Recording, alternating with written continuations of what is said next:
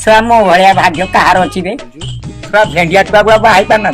छुआ मो भाया बुढ़ा दीदीटा को घिने गुरुची जड़े रंबा आउ जड़े मेनका जड़े मो कमाणी खाऊ आउ जड़े मो रक्त खाऊ तथापि मो चचे जा थिला आज भी से एटा सुन जा कौन हैला कौन हैला रे धन आज मो बाप घर को जिमी मते नै कि जीवो ए आ गुरु दाइत्व दी दिन हैला आज भी पुणी मो इच्छा मो बाप घर मो एते इच्छा मो जिमी मते नै कि जीवो मु जाई पारबी ने कोन हला मु मजा करूछी जीवा जीवा अरे तुम्हारे पर मोर फास्ट जीवा संपूर्ण नले हबो जीवा जीवा आज 4टा को जिमी हला धन्यरे माइकनिया तर गाड़ी थुरा को जीवार एडी सुनु छ केरा आयो रे मां ओ तमे प्रिया मु जानी पारलिनी कुह तुम्हारो अभियोग कोन अछि कुह मु ब्यूटी पार्लर जीवी जाओ ये मोना कोला जाओ जाओ तमे नै कि जीवो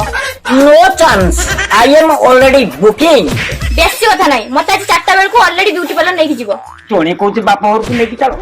तोने कोची ब्यूटी पार्लर को चलो सम जानता हूं केने खाऊ तो पुओ सम मोरी गली बाहा होतला कोन पई खुशी लागुतला मु किछि कथा जानेनी मते 4टा बेल को जानती हो नै कि ब्यूटी पार्लर जीवो बुझिला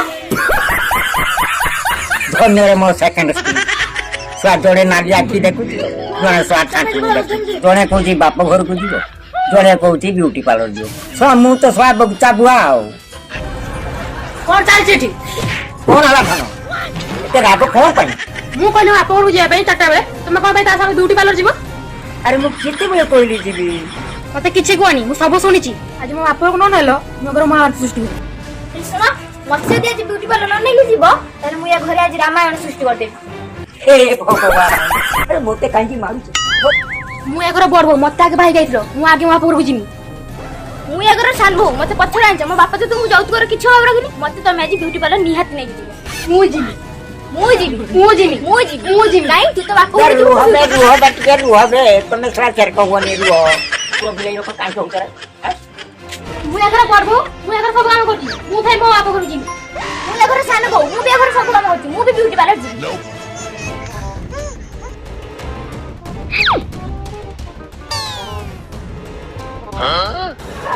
मु जिमी सुनी परछो मु जिमी सुनी परछो मु जिमी बे रोई जाओ गुटे काम करला तुमको बापा घर लेके छाड़ जासी तुमको बिउता लेके छाड़ जासी तो नहीं तुम तापटी से प्रेम उछुलची तुम ताकू लेके जाओ ओ कातु को जीव जाओ मोर जीवा दरकार नहीं